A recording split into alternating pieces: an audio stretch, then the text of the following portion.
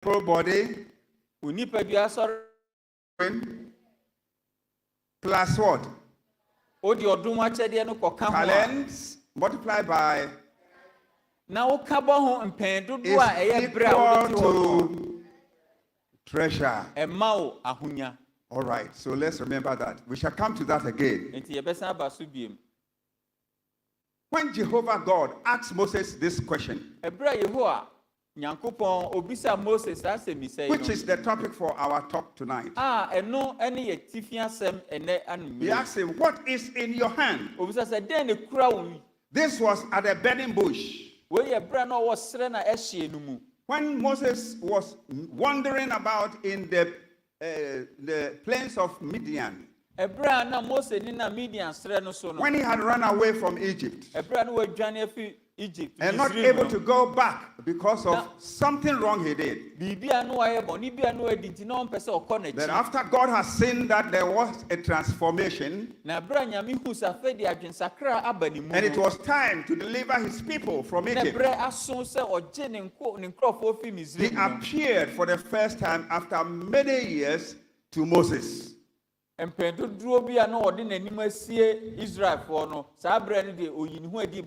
form of a burning bush. Now, when Moses saw it, he went closer. And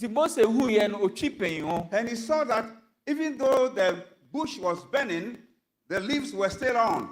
And so who said,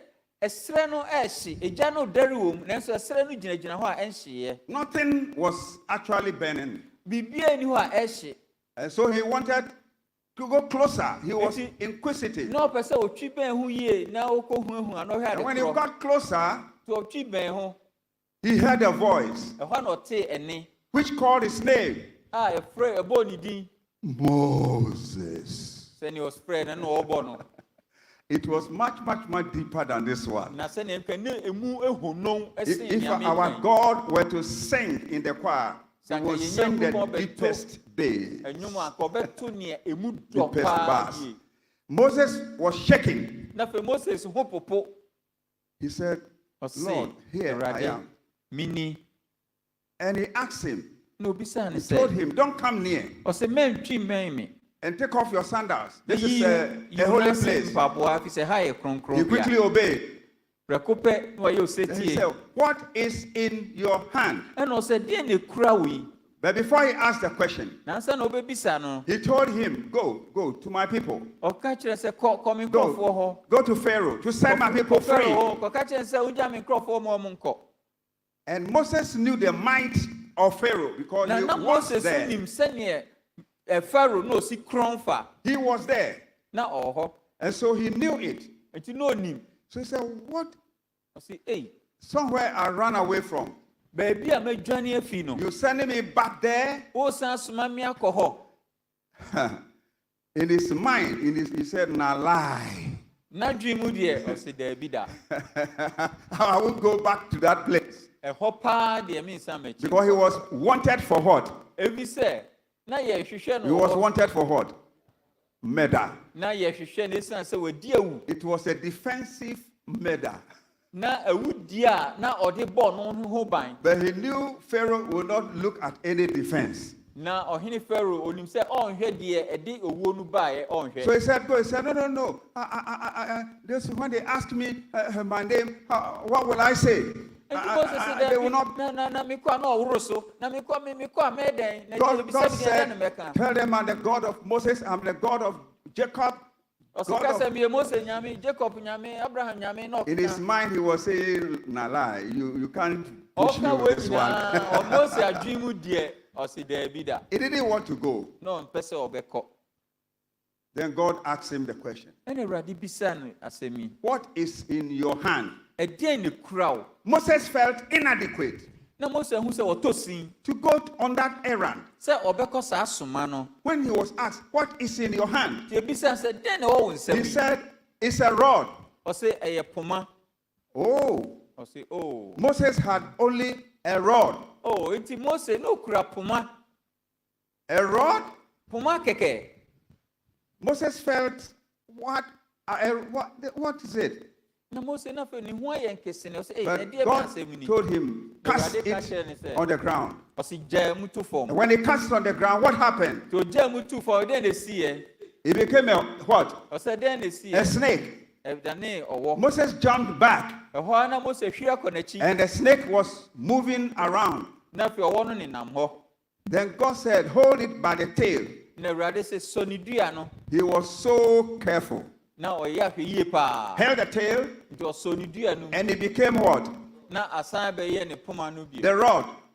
And he said, go to Pharaoh with this. Moses said, you know I'm a stammerer. If I go, I can't speak. He was doing everything not to go. Like someone like us, we give excuses when we are sent on an errand because we feel we are inadequate. But God told him, what about Aaron going with you? He will be your speaker. God was making sure Moses will go. So Moses said, okay. If Aaron will be the speaker, I will go. And Moses said, that's how they went.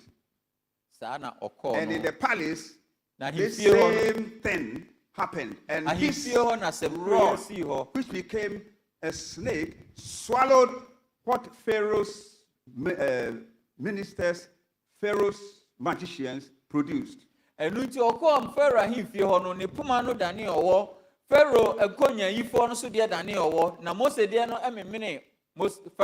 one out there could mock at Moses, who had nothing to show but a rod,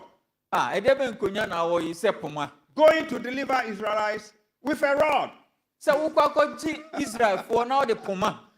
How ridiculous! How could he use a rod against a nation which was the first and the greatest civilization? A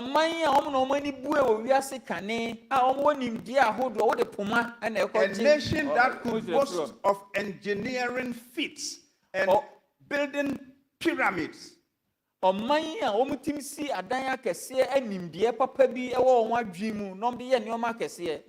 displaying medical mysteries that can keep the dead bodies mummified for years.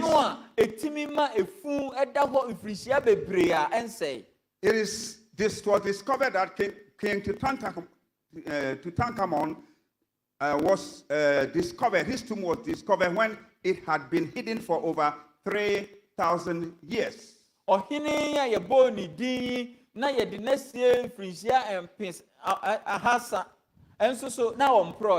you see, the book of Isaiah 9:5 says that for every battle of the warrior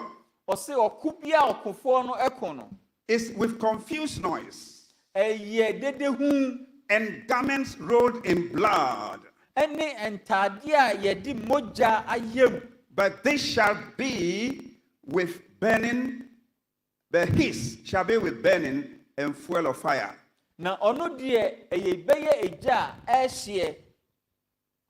So God was saying that these people conquer with blood. Bloodshed.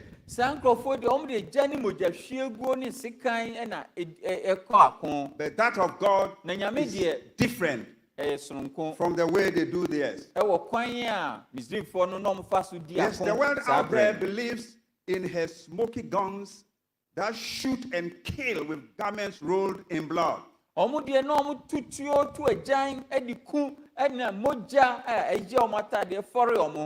we, the children of God, believe in the supreme power of the Holy Spirit. So we don't go with guns and bullets and arrows.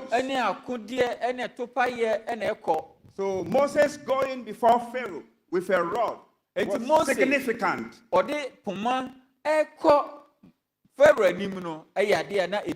The message was simple. You are going almost unarmed, but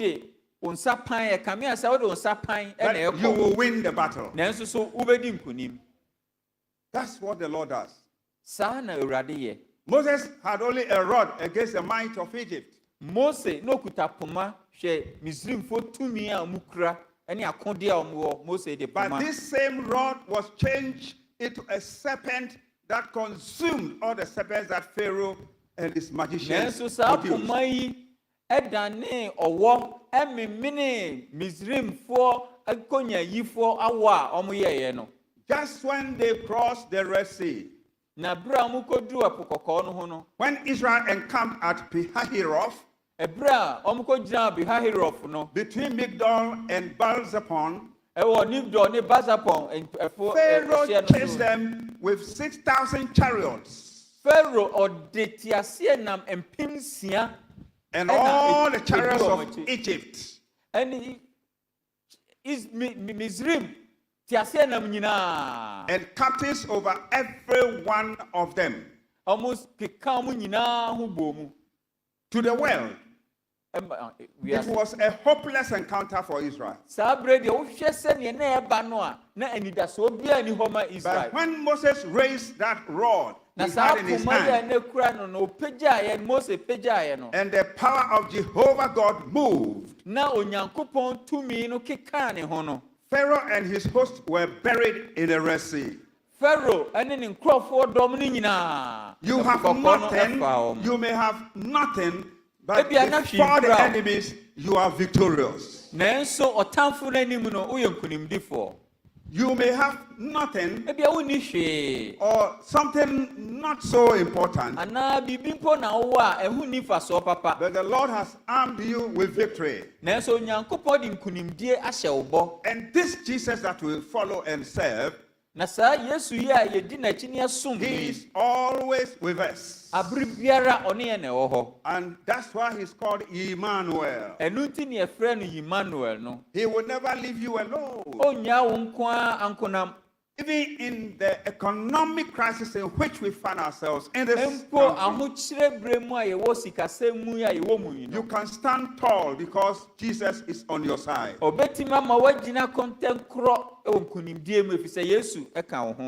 So what do you have in your hand that you are willing to hand over to God for his use, so that the multiplying and bounteous results could astonish the world? So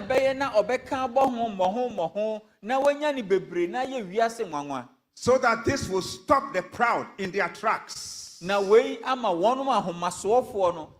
do you have in your hand which God can take over and do something different with you, so that others will marvel?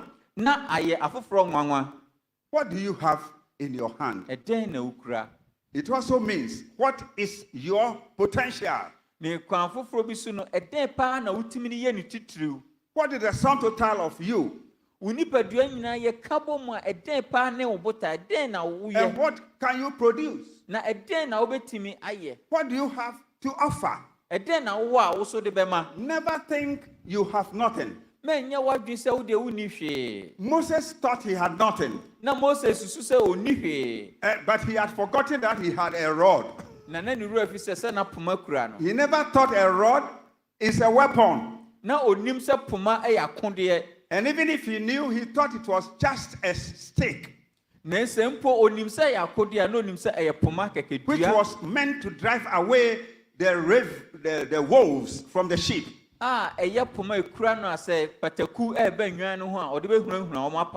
Psalm 23 says, thy rod and thy staff, they comfort me. So the rod was a weapon. Now what do you have in your hand? Now I want you to look at your hand. Open your palm. What do you have? What is there? There are marks. Is that right? The